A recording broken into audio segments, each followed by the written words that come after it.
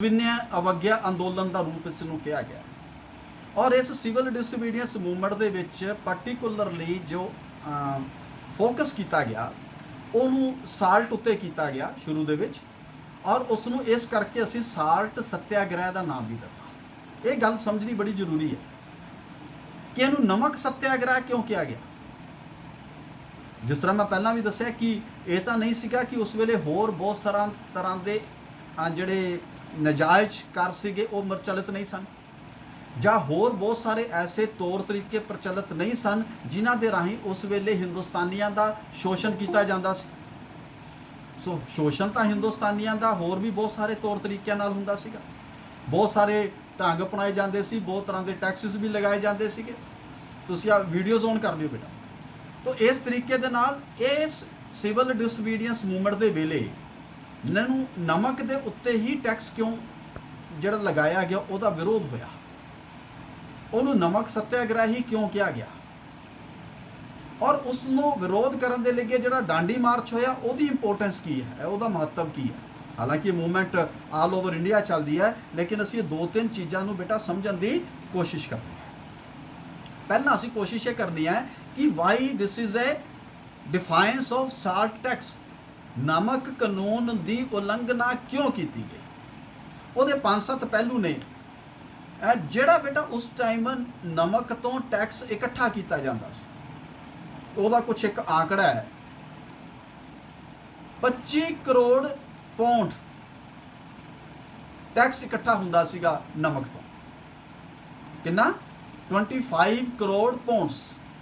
तुसीं कहोगे भी सर ये तो बहुत छोटी अमाउंट होनी है। नो, 25 करोड़ पौंड छोटी अमाउंट नहीं सी। क्यों छोटी नहीं सी? अज के मुताबिक ना सोचो, जो असीं हज़ारां करोड़ लखां करोड़ की गल करते हैं उस वेले जिहड़ा टोटल टैक्स सरकार इकट्ठा करती सी वो 80 करोड़ पौंड सीगा। जे तुसीं रुपए च काउंट करोगे जे अज दे रुपए की वैल्यू ले लोगे तो मान लो जो उस वेले 8000 करोड़ रुपया इकट्ठा हुंदा सी तो उहदे चों 2500 करोड़ रुपया सिर्फ नमक तो इकट्ठा हुंदा सी। और इस करके सरकार को हिलाने के लिए एक बहुत बड़ा अपने आप दे विच पैमाना सी। और महात्मा गांधी ने इस जरूरत की वस्तु के उत्ते लगाए जाने वाले टैक्स का विरोध सिर्फ 1930 जाके नहीं किया। ईवन जो वो साउथ अफ्रीका सीगे उस वेले भी उन्होंने ये खिलाफ आर्टिकल लिखे। ईवन 14 फरवरी 1891 नूं उन्होंने पहला आर्टिकल लिखा जो आप उन्होंने उम्र सिर्फ 22 साल की सी। 1869 च बर्थ होया और उस टाइम जो आर्टिकल लिखा वह जो जर्नल से उसका नाम सी वैजीटेरियन। तो वो उन्होंने कहा कि मेरी जनता इन्नी गरीब है वो बावजूद जी जो सिर्फ नमक और रोटी तो गुजारा करती है। जिवें आप पुराने जमाने च सुनते हैं ना, आपको साडे दादे परदादे कहते सी इस तरह रोटी तो नून रख के भी खा लेंगे, रोटी दे नाल एक प्याज रख के भी असीं तां खाना खा लेंगे। तो जदों इन्नी ज़्यादा गरीबी है तो उस रोटी ते नमक के उत्ते भी उस गरीब बंदे नूं टैक्स देना पवे, it was a just cruelty. ये लगभग एक अत्याचार से जिहड़ा उस वेले उत्थों के लोगों के उत्ते किया जाता से। उन्होंने कहा it is a heavily tax article जिहदे उत्ते बहुत भारी टैक्स जिहड़ा लगाया जाता। तो इस करके साल्ट जिहड़ा हैगा वो फोकस दे विच रहा कि इहदा विरोध जिहड़ा हैगा वो किया जाना चाहिए है। एक गल समझ आ रही बेटा जो मैं कह रहा तुहानूं? जवाब दे दो नाल दी नाल, यस और नो। समझ आ रही? गुड। हुण दूसरा आंदा कि जिहड़ा ये सर साल्ट तुसीं पुछ सकदे हो कि सर जिहड़ा साल्ट टैक्स की गल आई कि ये 1930 जो सिविल डिसोबीडियंस मूवमेंट शुरू हुई उदों आई या 1891 महात्मा गांधी ने पहला आर्टिकल लिखा उदों आई? नो। जे तुसी नमक उत्ते कर कदों लगाया गया उसकी बैकग्राउंड जाओगे तो लगभग उस तो भी 150 साल पिछे चला जाता है, ईवन 1762। और दूजा जे तुसी यदि बैकग्राउंड जाओगे तो तुसी ये भी देखोगे कि it was not only heavy tax article in India, it was heavy tax article even in foreign countries. उत्थे भी लगते सी, ये नहीं सी कि सिर्फ हिंदुस्तान च ही लगता सी। और ये प्रक्रिया एक बड़ी लंबी प्रक्रिया सी, असीं उहदी सारी दी बैकग्राउंड च नहीं जाना। लेकिन 1835 ਇੱਕ ਕਮਿਸ਼ਨ ਬਿਠਾਇਆ ਗਿਆ ਕਿ ਨਮਕ ਉੱਤੇ ਲਗਾਏ ਜਾਣ ਵਾਲੇ ਕਰ ਦੇ ਸੰਬੰਧ ਵਿੱਚ ਕੀ ਰੂਪਰੇਖਾ ਬਣੇ। ਇੱਕ ਸਾਲਟ ਕਮਿਸ਼ਨ ਬਣੀ, ਕਿਹੜੇ ਸੰਨ 'ਚ ਲਿਖ ਲਓ 1835 ਚ 1835। ਕਿਉਂ? ਉਸ ਵੇਲੇ ਸਾਰਾ ਕਾਨੂੰਨ ਹਿੰਦੁਸਤਾਨ 'ਚ ਨਮਕ ਦਾ ਉਸ ਵੇਲੇ ਸਾਰਾ ਨਮਕ ਹਿੰਦੁਸਤਾਨ 'ਚ ਨਹੀਂ ਸੀ ਬਣਦਾ, ਈਵਨ ਜਿਹੜਾ ਸਾਲਟ ਆ ਇੰਪੋਰਟ ਕੀਤਾ ਜਾਂਦਾ ਸੀ।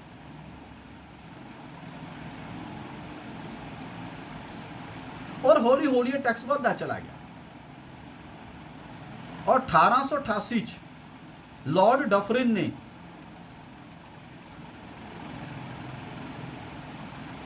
ਇਹਨੂੰ एक होर ਵੱਡੇ पद्धर तक ਵਧਾ ਦਿੱਤਾ। हालांकि ये कह के ਵਧਾਇਆ कि ये परमानेंटली नहीं ਵਧਾਇਆ, टैंपरेरीली ਵਧਾਇਆ, लेकिन ਵਧਾ ਦਿੱਤਾ। तो यानी 1835 ਚ ਸਾਲਟ ਦੀ ਕਮਿਸ਼ਨ ਬਣਨ ਦੇ ਬਾਵਜੂਦ ਵੀ ਟੈਕਸ ਦੇ ਉੱਤੇ ਜਿਹੜਾ ਇਹ ਸਾਲਟ ਟੈਕਸ ਸੀ ਉਹ ਵੱਧਦਾ ਚਲਾ ਗਿਆ ਔਰ ਹੌਲੀ ਹੌਲੀ ਉਹ ਜਿਹੜਾ ਇੰਡੀਅਨ ਰੈਵਨਿਊ ਦਾ ਇੱਕ ਪ੍ਰਮੁੱਖ ਹਿੱਸਾ ਜਿਹੜਾ ਸੀਗਾ ਬੇਟਾ ਉਹ ਬਣਦਾ ਚਲਾ ਗਿਆ। ਉਸ ਤੋਂ ਬਾਅਦ ਜਿਹੜੇ ਇਹ ਸਾਲਟ ਐਕਟ ਬਣੇ, ਜਿਵੇਂ ਮੈਂ ਤੁਹਾਨੂੰ ਉਹਦੇ 'ਚ ਦੱਸ ਦਿੰਦਾ ਇੱਕ ਕਿੱਦਾਂ ਦੀਆਂ ਧਾਰਾਵਾਂ ਜੋੜੀਆਂ ਗਈਆਂ।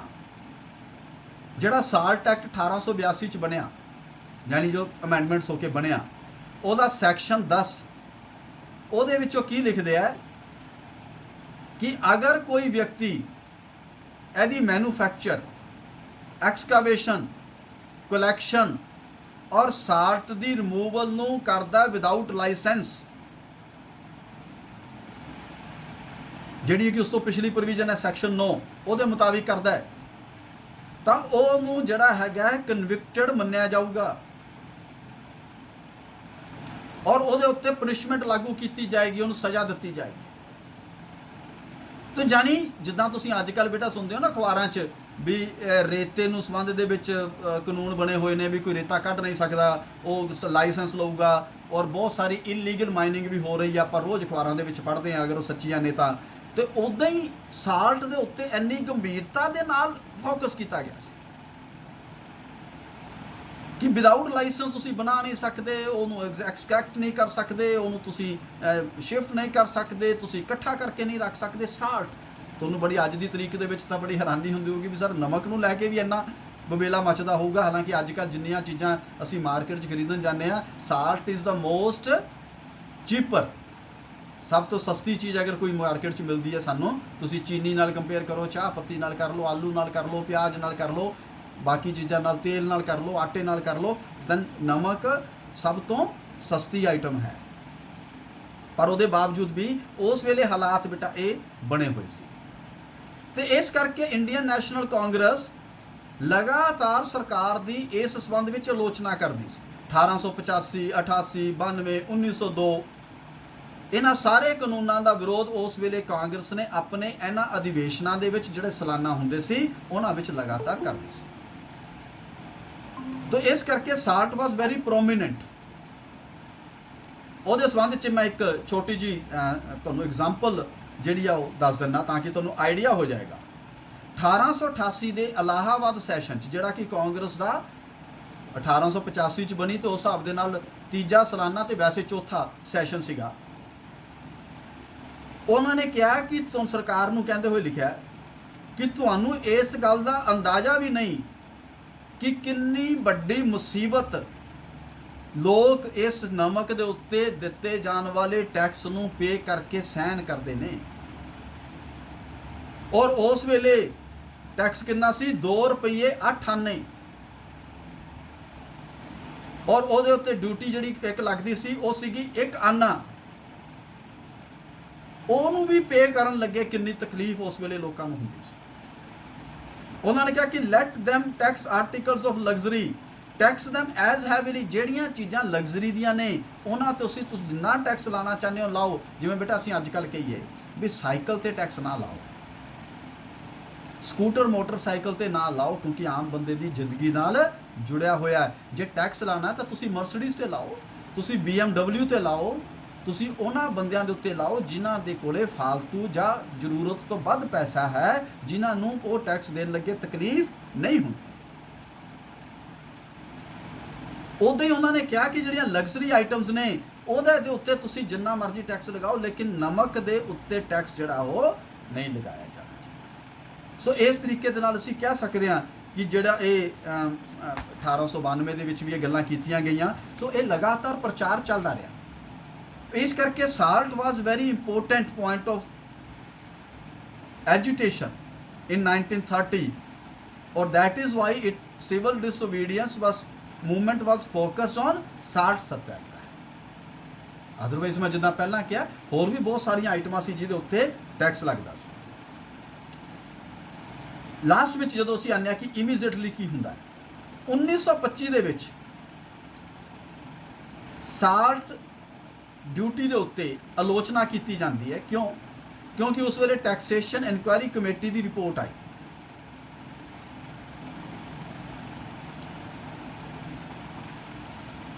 ਔਰ ਉਹਨਾਂ ਨੇ ਕਿਹਾ ਕਿ ਨਮਕ ਕਿਉਂਕਿ ਜ਼ਿੰਦਗੀ ਦੀ ਸਰੀਰਕ ਤੌਰ ਤੇ ਜ਼ਰੂਰਤ ਦੇ ਵਜੋਂ ਬਹੁਤ ਇੰਪੋਰਟੈਂਟ ਹੈ, ਉਹਦੇ ਬਾਵਜੂਦ ਵੀ ਇਹਦੇ ਉੱਤੇ ਟੈਕਸ ਲਾਇਆ ਗਿਆ। ਇਹਦਾ ਵਿਰੋਧ ਹੋਇਆ, ਜਿਹੜਾ ਸਰਕਾਰ ਨੇ ਟੈਕਸ ਲਾਇਆ। ਔਰ ਜਿਹੜੀ ਟੈਕਸੇਸ਼ਨ ਇਨਕੁਆਇਰੀ ਕਮੇਟੀ ਸੀ ਉਹਨੇ ਸਰਕਾਰ ਦੀ ਇਸ ਨੀਤੀ ਦਾ ਬਹੁਤ ਵੱਡਾ ਵਿਰੋਧ ਕੀਤਾ ਆਪਣੀ ਰਿਪੋਰਟ 'ਚ। ਔਰ ਉਹਨੇ ਇਹ ਕਹਿ ਕੇ ਵਿਰੋਧ ਕੀਤਾ ਵੀ ਇਹ ਟੈਕਸ ਉਹ ਲੋਕ ਦਿੰਦੇ ਹੈ ਜਿਨ੍ਹਾਂ ਦੇ ਉੱਤੇ ਸਰਕਾਰ ਦੀ ਲੋਕ ਭਲਾਈ ਦੁਆਰਾ ਕੀਤਾ ਜਾਣ ਵਾਲਾ ਖਰਚ ਦਾ ਬੈਨੀਫਿਟ ਨਹੀਂ ਪਹੁੰਚਦਾ। ਜਿਵੇਂ ਮੰਨ ਲਓ ਅਸੀਂ ਕਹਿੰਦੇ ਜੀ ਸੜਕ ਬਣਾਈ, ਤਾਂ ਬੇਟਾ ਸੜਕ ਦੇ ਉੱਤੇ ਜਿਹੜੇ ਲੋਕ ਚੱਲਦੇ ਨੇ ਉਹਨਾਂ ਨੂੰ ਹੀ ਉਹਦਾ ਬੈਨੀਫਿਟ ਹੈ ਨਾ। ਤਾਂ ਅਸੀਂ ਸਾਰੇ ਉਹਦਾ ਬੈਨੀਫਿਟ ਲੈਂਦੇ ਹਾਂ। ਜੇ ਸਾਡੇ ਪਿੰਡ ਦੀ ਸੜਕ ਬਣਦੀ ਹੈ ਤਾਂ ਪਿੰਡ ਦੇ ਸਾਰੇ ਲੋਕਾਂ ਨੂੰ ਉਹਦਾ ਬੈਨੀਫਿਟ ਮਿਲਦਾ ਹੈ। ਪਰ ਜੇ ਅਸੀਂ ਹਵਾਈ ਅੱਡਾ ਬਣਾਉਂਦੇ ਹਾਂ ਤਾਂ ਉਹਦਾ ਬੈਨੀਫਿਟ ਸਾਰੇ ਲੋਕਾਂ ਨੂੰ ਨਹੀਂ ਮਿਲਦਾ। ਤਾਂ ਇਸ ਕਰਕੇ ਹਵਾਈ ਅੱਡਾ ਬਣਾਉਣ ਦੇ ਲਈ ਟੈਕਸ ਪਿੰਡ ਦਾ ਹਰ ਬੰਦਾ ਦੇਵੇ, ਉਹ ਠੀਕ ਨਹੀਂ। ਪਿੰਡ ਦੀ ਸੜਕ ਦੇ ਲਈ ਜਿੰਨਾ ਚਾਹੀਦਾ ਉਹ ਲਵੋ, ਉਹ ਠੀਕ ਮੰਨਿਆ ਜਾ ਸਕਦਾ ਹੈ। ਉਹ ਕਹਿੰਦੇ ਵੀ ਨਮਕ ਦੇ ਉੱਤੇ ਜੋ ਤੁਸੀਂ ਟੈਕਸ ਲਾਉਂਦੇ ਹੋ ਉਹ ਇੱਕ ਗਰੀਬ ਤੋਂ ਗਰੀਬ ਬੰਦਾ ਵੀ ਦਿੰਦਾ ਹੈ, ਜਦ ਕਿ ਤੁਹਾਡੀ ਲੋਕ ਭਲਾਈ ਦੇ ਕੰਮ ਦੀ ਜਿਹੜੀ ਸਕੀਮ ਹੈ ਉਹ ਜੋ ਬੈਨੀਫਿਟਸ ਨੇ ਉਹ ਆਮ ਬੰਦੇ ਤੱਕ ਨਹੀਂ ਪਹੁੰਚਦੇ, ਉਹ ਤੁਹਾਡੇ ਆਪਣੇ ਆਰਥਿਕ ਹਿੱਤਾਂ ਨੂੰ ਸੁਰੱਖਿਅਤ ਰੱਖਣ ਤੱਕ ਜਾਂਦੇ ਨੇ। ਤੁਸੀਂ ਹਸਪਤਾਲ ਨਹੀਂ ਖੋਲ੍ਹ ਰਹੇ, ਤੁਸੀਂ ਉਹਨੇ ਸਕੂਲ ਨਹੀਂ ਖੋਲ੍ਹ ਰਹੇ, ਤੁਸੀਂ ਉਹਨੇ ਡਾਕਟਰਸ ਦਾ ਪ੍ਰਬੰਧ ਨਹੀਂ ਕਰ ਰਹੇ, ਤੁਸੀਂ ਰੇਲਵੇ ਗੱਡੀਆਂ ਜ਼ਰੂਰ ਚਲਾਈਆਂ ਤਾਂ ਕਿ ਸਾਡਾ ਮਾਲ ਇੱਕ ਥਾਂ ਤੋਂ ਦੂਜੇ ਥਾਂ ਤੇ ਪਹੁੰਚ ਜਾਏ, ਸਾਨੂੰ ਵਪਾਰਿਕ ਫਾਇਦਾ ਹੋ ਜਾਏ। ਇਸ ਕਰਕੇ ਉਹ ਕਹਿੰਦੇ ਕਿ ਦਿਸ tax should not be there। ਇਹ ਕਦੋਂ ਹੋ ਰਹੀ ਹੈ ਗੱਲ? 1925 ਲਿਖ ਲਓ, 1925 ਦੇ ਵਿੱਚ। ਇਸ ਕਰਕੇ ਉਸ ਤੋਂ ਬਾਅਦ ਗਾਂਧੀ ਜੀ ਨੇ ਦੂਜੇ ਜਿਹੜੇ ਲੀਡਰ ਸੀਗੇ ਉਹਨਾਂ ਨੂੰ ਕੋਟ ਵੀ ਕੀਤਾ। ਈਵਨ ਰੈਮਸੇ ਮੈਕਡੋਨਲਡ ਨੂੰ ਕੋਟ ਕੀਤਾ, ਜਿਹਨੇ ਕਿਹਾ ਸੀ ਵੀ ਹਾਂ ਇਹ ਟੈਕਸ ਲਗਾਉਣਾ ਠੀਕ ਨਹੀਂ ਹੈਗਾ। ਇਸ ਕਰਕੇ ਗਾਂਧੀ ਜੀ ਨੇ ਇਹ ਗੱਲ ਦੀ ਨਬਜ਼ ਨੂੰ ਪਹਿਚਾਨ ਲਿਆ ਕਿ ਜਿਹੜਾ ਸਾਲਟ ਹੈਗਾ, ਨਮਕ ਹੈਗਾ, ਇਹ ਆਮ ਬੰਦੇ ਦੀ ਜ਼ਰੂਰਤ ਹੈ। ਜਾਨੀ ਕਹਿ ਲਓ ਵੀ ਆਮ ਬੰਦੇ ਦੀ ਨਬਜ਼ ਨੂੰ ਫੜ ਲਿਆ ਵੀ ਜੇ ਸਾਲਟ ਦੇ ਉੱਤੇ ਵਿਰੋਧ ਕਰਾਂਗੇ, ਜੇ ਸਾਲਟ ਦੇ ਉੱਤੇ ਵਿਦਰੋਹ ਕਰਾਂਗੇ, ਇੱਕ ਤੋਂ ਜਾਇਜ਼ ਹੋਏਗਾ, ਇਸ ਨਜਾਇਜ਼ ਟੈਕਸ ਦਾ ਵਿਰੋਧ ਹੋਏਗਾ, ਇਸ ਨਜਾਇਜ਼ ਟੈਕਸ ਨੂੰ ਹਟਾਉਣ 'ਚ ਸਾਨੂੰ ਮਦਦ ਮਿਲੇਗੀ। ਦੂਜਾ, ਆਮ ਬੰਦੇ ਨੂੰ ਰਾਹਤ ਮਿਲੇਗੀ। ਔਰ ਤੀਜਾ, ਆਮ ਬੰਦਾ ਇਸ ਅੰਦੋਲਨ ਦੇ ਨਾਲ ਜੁੜਨ ਦੀ ਕੋਸ਼ਿਸ਼ ਕਰੇਗਾ। ਗੱਲ ਸਮਝ ਗਿਆ ਬੇਟਾ? ਵੀ ਇਹਨੂੰ ਸਾਲਟ ਸੱਤਿਆਗ੍ਰਹਿ ਅਸੀਂ ਕਿਉਂ ਕਹਿੰਦੇ? ਇਸ ਕਰਕੇ ਇਹਨੂੰ ਸਾਲਟ ਸੱਤਿਆਗ੍ਰਹਿ ਦੇ ਤੌਰ ਦੇ ਉੱਤੇ ਪ੍ਰਚਲਿਤ ਕੀਤਾ ਗਿਆ ਔਰ ਇੱਕ ਵੱਡੇ ਪੱਧਰ ਤੱਕ ਇਹ ਜਿਹੜੀ ਹੈ ਅੰਦੋਲਨ ਜਾਂ ਮੂਵਮੈਂਟ ਜਿਹੜੀ ਆ ਉਹ ਬੇਟਾ ਬੰਨੀ ਸਟਾਰਟ ਹੋਈ। ਔਰ ਤੁਸੀਂ ਕਹੋਗੇ ਵੀ ਸਰਕਾਰ ਇਹ ਟੈਕਸ ਇੱਥੇ ਇਹਦੇ ਤੇ ਕਿਉਂ ਲਗਾਉਂਦੀ ਸੀ? ਕਿਉਂਕਿ ਸਰਕਾਰ ਜਦੋਂ ਆਪਣੇ ਢੰਗ ਨਾਲ ਚੱਲਦੀ ਹੈ ਤਾਂ ਉਹਦੇ ਕੁਝ ਆਪਣੇ ਖਰਚੇ ਹੁੰਦੇ ਨੇ। ਤਾਂ ਉਹ ਖਰਚੇ ਨੂੰ ਇਕੱਠਾ ਕਰਨ ਦੇ ਲਈ, ਇਨਕਮ ਨੂੰ ਬਣਾਉਣ ਲਈ ਉਹ ਅਲੱਗ ਤਰੀਕੇ ਦੇ ਟੈਕਸਿਸ ਨੂੰ ਲਾਗੂ ਕਰਦੇ। ਮੈਂ ਇਹਦੇ 'ਚ ਤੁਹਾਨੂੰ ਕੁਝ ਆંકੜੇ ਜਿਹੜੇ ਉਸ ਵੇਲੇ ਦੇ ਖਰਚ ਨਾਲ ਸੰਬੰਧਿਤ ਸੀਗੇ ਉਹ ਮੈਂ ਤੁਹਾਨੂੰ ਦੱਸਦਾ ਤਾਂ ਕਿ ਤੁਹਾਨੂੰ ਇੱਕ ਆਈਡੀਆ ਹੋ ਜਾਏਗਾ। ਜਿਹੜਾ ਵਾਇਸਰਾਏ ਸੀ ਉਸ ਵੇਲੇ ਉਹ 21,000 ਰੁਪਈਆ ਬੇਟਾ ਪਰ ਮਹੀਨਾ ਲੈਂਦਾ ਸੀ। ਕਿਸ ਜ਼ਮਾਨੇ 'ਚ? 1930 'ਚ।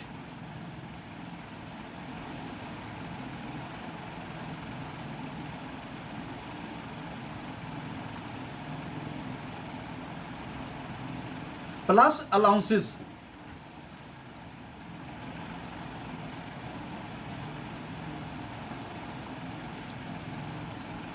21,000 ਰੁਪਏ ਦਾ ਮਤਲਬ ਬੇਟਾ ਉਸ ਵਾਇਸਰਾਏ ਦੀ ਆਮਦਨ ਰੋਜ਼ ਦੀ 700 ਰੁਪਈਆ ਸੀ। ਤੇ ਉਸ ਵੇਲੇ ਇੱਕ ਆਮ ਹਿੰਦੁਸਤਾਨੀ ਦੀ ਜਿਹੜੀ ਆਮਦਨ ਸੀ ਉਹ ਕਿੰਨੀ ਸੀ?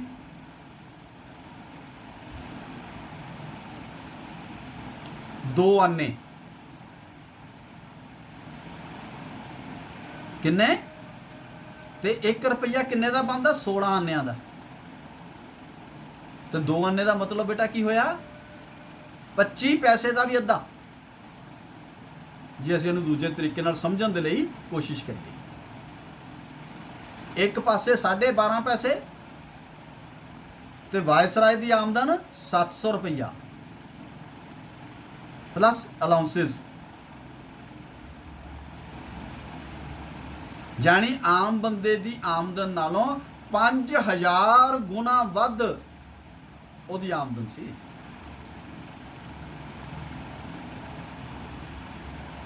ਤੇ ਤੁਸੀਂ ਲਾਓ ਵੀ ਇੰਨਾ ਪੈਸਾ ਉਹਨੇ ਫਿਰ ਇਕੱਠਾ ਹੋਣਾ ਕਿ ਨਹੀਂ ਹੋਣਾ, ਉਹਨਾਂ ਨੇ ਪ੍ਰੋਫਿਟ ਕਮਾਣਾ ਕਿ ਨਹੀਂ ਕਮਾਣਾ।